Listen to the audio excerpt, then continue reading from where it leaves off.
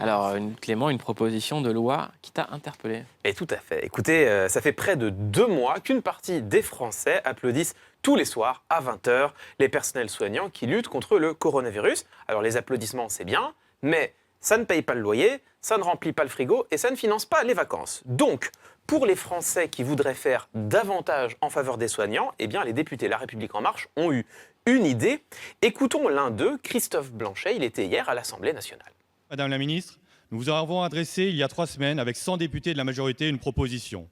Offrir la possibilité pour les salariés qui le veulent, dans le public comme dans le privé, de faire don d'une partie de leur congé payé ou RTT au bénéfice de ceux qui luttent directement contre le Covid-19. Ainsi récupéré, sur acte uniquement de volontariat, il constitue une somme qui serait redistribuée sous forme de chèques vacances. Nous permettrions aux personnels soignants, lorsqu'ils prendront quelques jours de congé bien mérités, de profiter de bons moments supplémentaires partagés en famille, dans un restaurant, un hôtel, un musée, un parc de loisirs ou autre. Bon, donc voilà l'idée, vous l'avez entendu, permettre aux salariés de donner des jours de congé au personnel soignant qui leur seraient versés sous forme de chèques vacances. Alors, qu'en pense Muriel Pénicaud, la ministre du Travail? Eh bien, elle a répondu. Je considère cette proposition comme très intéressante. Pourquoi ? Parce qu'au-delà de leurs applaudissements, beaucoup de salariés, de citoyens en France souhaitent trouver des formes pour manifester leur soutien aux soignants qui sont depuis 2 mois au front du Covid-19 et qu'ils souhaitent, en plus de tout ce que fait le gouvernement, mais encourager.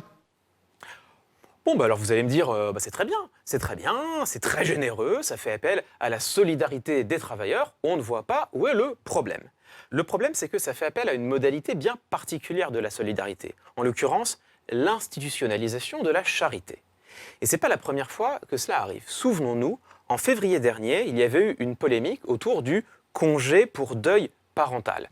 Une partie des députés désirait allonger de 5 à 12 jours le congé pour les parents qui traversent le deuil d'un enfant. Et la ministre du Travail, Muriel Pénicaud déjà, s'y était dite opposée. Elle préférait, elle, la mise en place d'un compte de dons de RTT.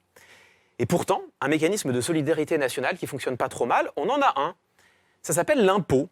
L'avantage de l'impôt, c'est qu'il est payé par tous, sous forme d'impôt sur le revenu, bien sûr, mais aussi de TVA ou de cotisation sociale. L'impôt, il est prélevé en fonction des ressources de chacun et il est alloué, c'est très important, conformément à la volonté du peuple telle qu'elle s'exprime à l'Assemblée nationale. Encore une fois, ça fonctionne pas trop mal, cette affaire. Or, depuis le début du quinquennat, ce gouvernement n'a eu de cesse de diminuer l'impôt, précisément, et singulièrement celui de nos concitoyens les plus fortunés.